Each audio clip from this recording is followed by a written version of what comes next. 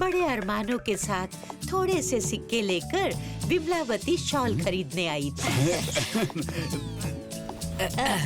इसका क्या दाम है? बस 10 सिक्के का है जी। बहुत महंगी बोल रहे हो। इतनी महंगी दुशाला कौन लेता है विजयनगर में? मैं लेती हूँ। हाँ? विमलावती महिला की चमक दमक देखती रह गई। क्या रेशम की साड़ी थी, दोनों हाथों में ऊपर तक सोने की चूड़ियाँ। ये कोई और नहीं, राज ज्योतिष की पत्नी थी। अब उसके सामने विमलावती को कौन भाव देता? विमलावती राज ज्योतिष की पत्नी की ऐसी आओ भगत देखकर जल भुनकर सीधी अपने घर पहुंची। एक एक दो दो के सिक्कों में चील कौओं की कहानी लिख के खुश होते रहोगे? कुछ ऐसा काम करो जिसमें सिक्के ही सिक्के हो। तुम ज्योतिषी क्यों नहीं बन जाते? भविष्य बताना हंसी का खेल है क्या? यहाँ कलम चलाकर कहानियाँ लिखते हो, वैसे ही वहाँ ये पासा फेंक के बना देना कोई कहानी। स्त्री हट के आगे तो बड़े बड़े हार जाते हैं। कमलेश कहाँ तक टिकता? कमलेश अपना झोला लेकर मार्केट में आता है और चबूतरे पर एक कोने में ज्योतिष का बोर्ड लगाकर बैठ जाता है। जानो अपना भविष्य जानो, जानो अपना भविष्य जानो। सुबह से दोपहर हुई, लेकिन कोई अपना भविष्य जानने के लिए नहीं आया। कमलेश घर जाने के लिए उठा ही था कि रुको ना भैया, रुको। मैंने अपने पति की दी हुई बहुत कीमती अंगूठी घुमा दी है। क्या तुम बता सकती हो वो कहाँ है? मैं कैसे बता सकता हूँ? मैं ही तो बता सकता हूँ। पासा फेंक के बना देना कोई कहानी। और फिर कमलेश पासा फेंकता है। कहाँ मुसीबत में फंसा दिया विमलावती ने। ये फांसा देख के क्या बताऊं इस महिला को।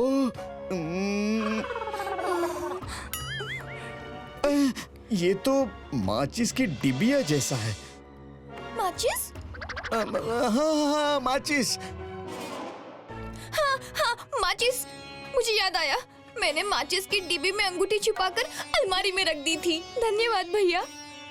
ये लो भैया, मेरी तरफ से ये भेंट रख लो। देखा, पूरे महीने भर भी कागज पे कलम घिसते ना, तब भी इतनी आमदनी नहीं होती जितनी एक दिन में हुई है।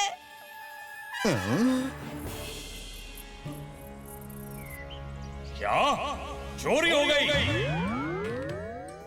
ये अफरा तफरी चोरी की वजह से थी। किसी ने राजमहल से हीरे जवाहरात से भरे पूरे 40 डब्बे चोरी किए थे। राज ज्योतिष भी चोर का पता नहीं लगा पाए। मुझे थोड़ा समय चाहिए होगा महाराज। और कौन है हमारे दरबार में जो चोरों का सुराग पता लगा सके? महाराज, ये आदमी कोई और नहीं बल्कि उसी महिला का पति था जिसे कमलेश ने अंगूठी का पता बताया था। फिर क्या? फौरन उस युवक को दरबार में पेश किया जाए।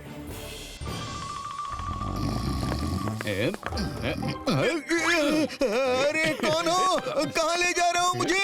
अरे यही है वो युवक महाराज। हमने सुना है कि तुम बहुत सटीक भविष्यवाणी करते हो।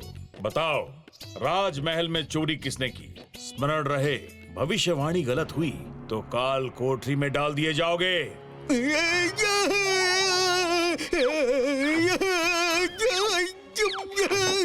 बेचारी कमलेश की खटिया खड़ी हो गई। वो कोई ज्योतिष तो था नहीं, लेकिन महाराज से ये कैसे कहता? अपनी पत्नी को कोसते हुए उसने फिर पासा फेंका। क्या दिखता है युवक? 3? क्या 3 चोरों ने मिलकर चोरी की है? हाँ महाराज। वो किस दिशा में गए हैं बताओ। 3 दिन का समय दीजिए महाराज। जाओ, दिया समय। लेकिन अगर 3 दिनों के बाद भी तुम चोरों और खजाने का पता नहीं बता पाए तो तुम्हारे साथ क्या होगा तुम जानते हो।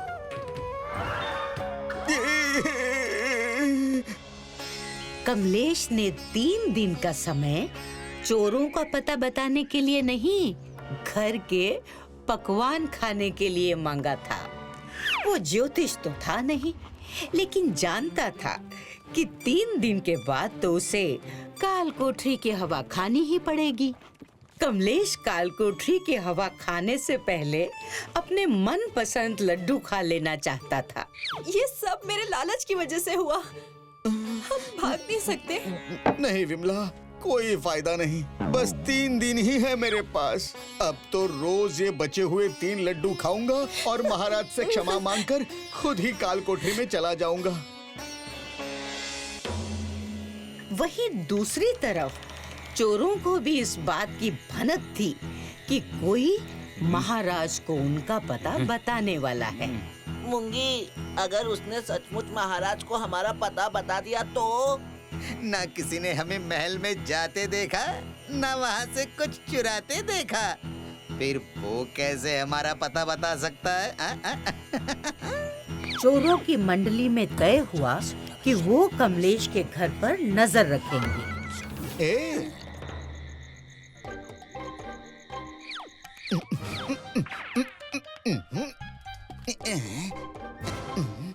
पहला, ये तो गया, अब बस 2 बाकी है।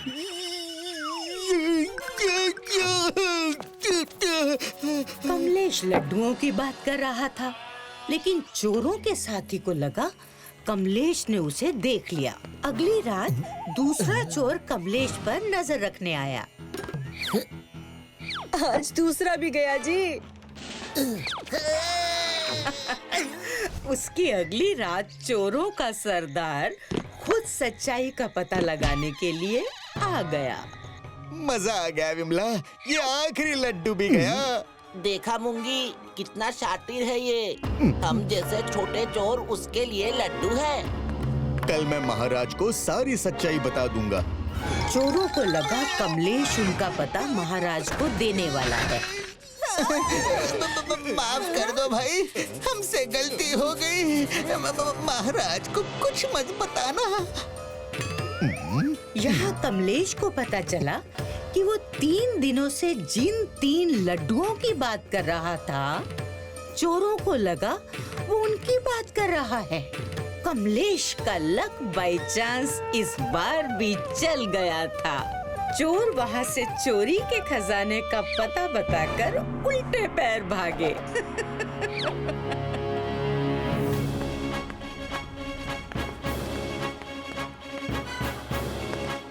महाराज, मेरी सारी शक्तियाँ सीमित है। अब मैं या तो आपको चोरों का पता बता सकता हूँ या लूटे हुए खजाने का पता। बताइए, आप क्या पाना चाहते हैं, चोर या खजाना? ये बोलते हुए कमलेश को बहुत डर लगा, क्योंकि खजाने का पता बताकर चोर तो भाग चुके थे। कहीं महाराज ने चोर का पता बताने को कहा तो? चोर! चोरों का पता जानकर हम क्या करेंगे? हमें अपने गहने वापस चाहिए। कमलेश का लक बाय चांस यहाँ भी चल गया। कमलेश ने जहाँ बताया था, चोरी हुए सारे गहने वहीं मिल गए। खुश होकर उन्होंने कमलेश को राज ज्योतिष का पद देना चाहा, लेकिन कमलेश जानता था कि लक बाय चांस चलता है, हरदम नहीं। क्षमा करें महाराज, मेरी सारी शक्ति इस खजाने को ढूंढने में चली गई है। मैं इस पद के लिए योग्य नहीं हूँ।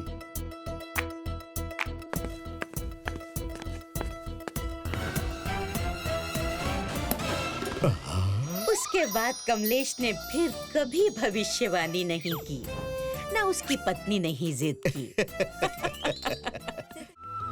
पढ़ोगे लिखोगे नहीं तो कुएं का मेंढक बन के रह जाओगे। बचपन से गोपाल अपने पिताजी से यही सुनता आ रहा था, क्योंकि उसका मन पढ़ाई लिखाई में बिल्कुल नहीं लगता था। इसीलिए वो बाकी बच्चों से पढ़ाई में बहुत पीछे था।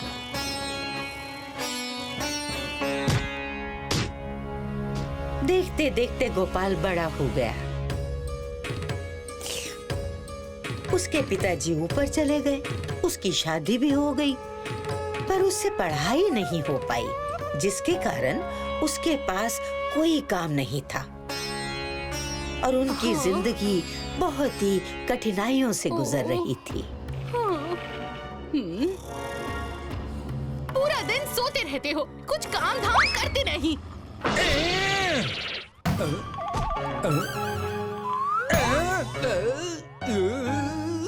अरे क्या कर रही हो? तुम कुछ ऐसा काम क्यों नहीं करते जिससे कुछ धन कमा पाओ? कम से कम घर में दाना पानी तो आएगा। ऐसा काम? पर क्या? मैंने सुना है महाराज विद्याधर को कविताएं बहुत पसंद है और अगर किसी की कविता उन्हें पसंद आ जाए तो वो उसे इनाम भी देते हैं। तुम भी ध्यान लगाकर कोई अच्छी सी कविता लिखकर महाराज को सुनाओ। क्या पता तुम्हारी कविता भी उन्हें पसंद आ जाए। कविता? और मैं?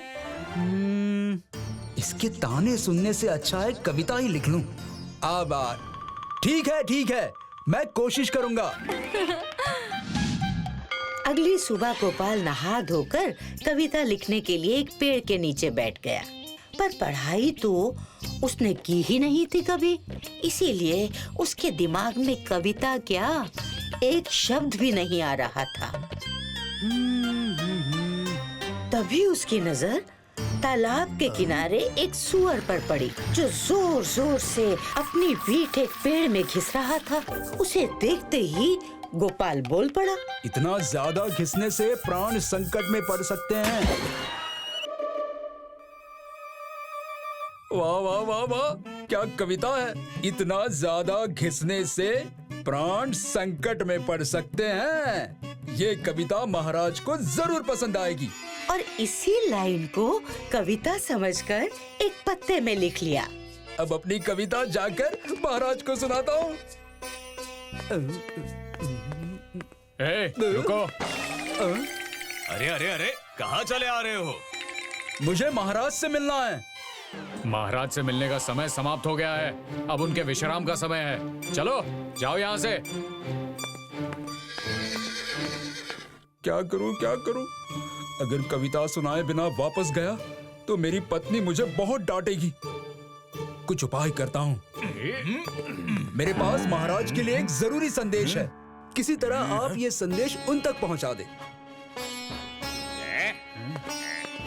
सिपाही गोपाल की बात सुनकर उस पत्ते को सोते हुए राजा के बिस्तर पर रख आया। सुबह राजा उठा तो वहाँ एक नाई उसकी हजामत करने के लिए आया था। राजा की हजामत बनाने के पहले नाई ने उस्तरे की धार बढ़ाने के लिए उसे पत्थर पर घिसना शुरू किया। तभी राजा की नजर उस पत्ते पर पड़ी और उसने पत्ता उठाकर पढ़ा। इतना ज्यादा घिसने से प्राण संकट में आ सकते हैं। लगता है ये कोई गुप्त संदेश है। जरूर ये दुष्ट मेरी हत्या करने के लिए उस तरह घिस रहा है। बंदी बना लो इसे, ये मेरे प्राण लेने आया है। महाराज, मुझे क्षमा कर दीजिए, ये सब मैंने पड़ोसी राजा के कहने पर किया। गोपाल को दरबार में पेश किया गया। कौन हो तुम और वो दुष्ट मेरे प्राण लेने वाला है, ये तुम्हें कैसे पता चला? वो महाराज, मैं जरूर तुम्हें ज्योतिष का गहरा ज्ञान है, इसीलिए तुम्हें सब कुछ पहले से ही पता चल गया था। मैं तुम्हें आज से इस दरबार का ज्योतिष घोषित करता हूँ। हाँ? गोपाल ने भी बिना कुछ सोचे समझे राजा की बात मान ली, लेकिन झूठ आज नहीं तो कल अपना रंग जरूर दिखाता है। कुछ दिन के बाद महारानी केतकी का सबसे कीमती और प्रिय हार किसी ने चोरी कर लिया।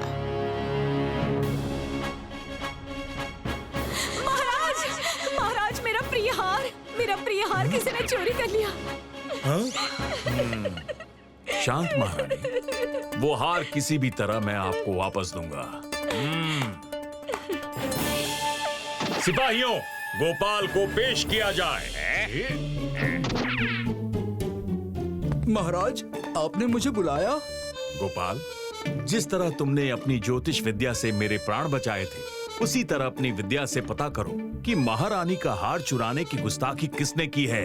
ये मेरी पत्नी ने मुझे कहाँ फंसा दिया? किस सोच में पड़ गए? महाराज, मेरी ज्योतिष विद्या बस एकांत में काम करती है। मैं अकेले में जाकर अपनी विद्या से हार का पता लगाता हूँ। गोपाल अपने ही जाल में फंस चुका था, क्योंकि उसे तो कोई ज्योतिष विद्या आती ही नहीं थी। वो एकांत में जाकर अपनी पत्नी को कोसने लगा, क्योंकि ये सब उसी के कारण तो हुआ था। तुम्हारे कारण आज तुम्हारा पति मुसीबत में है। अब उसे महाराज से कोई नहीं बचा सकता। महारानी की दासी गोपाल की बात सुनकर घबरा गई, क्योंकि उसने ही तो अपने पति के साथ मिलकर महारानी का हार चुराया था। हमें क्षमा कर दीजिए ज्योतिष महाराज, लालच में आकर हमने हार चुराया। हम आपको बताते हैं हार कहाँ है। बस महाराज को कुछ मत बताइएगा, वरना वो हमें प्राण दंड दे देंगे। ठीक है, इस बार माफ कर देता हूँ। जाओ और जाकर हार को महल के पीछे वाले पेड़ के नीचे रख दो।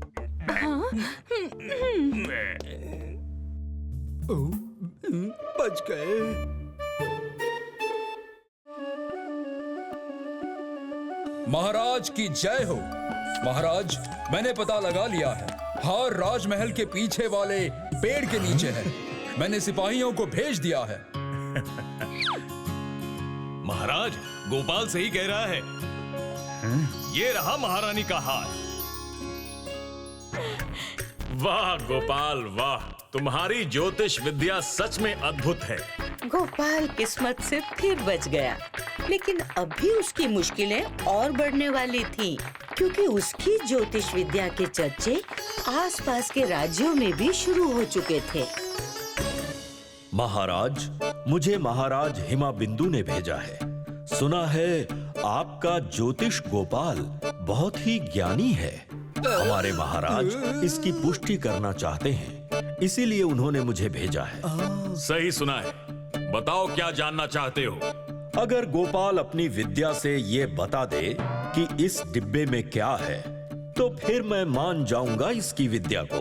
क्यों नहीं गोपाल?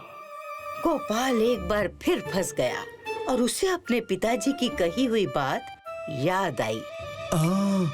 पिताजी सही कहते थे, मैं कुएं का मेंढक ही हूँ। गोपाल की बात किसी को भी समझ नहीं आई, सिवाय उस मंत्री के, क्योंकि उस डिब्बे में सच में मेंढक ही था। तुम तो सच में एक महान ज्योतिष हो। इस डिब्बे में मेंढक था, ये सिर्फ मुझे पता था। गोपाल एक बार फिर किस्मत से बच गया, पर उसे पता था कि ये खेल ज्यादा दिन नहीं चल सकता। इसीलिए उसने इससे छुटकारा पाने की एक तरकीब सोची। महाराज, मेरे पास अपनी ज्योतिष विद्या का इस्तेमाल करने के बस 3 मौके थे। मैंने अपने तीनों मौके आपकी सेवा में खर्च कर दिए हैं। इसलिए मेरी आपसे प्रार्थना है कि मुझे इस पद से हटा दिया जाए। अब मैं एक साधारण जीवन जीना चाहता हूँ।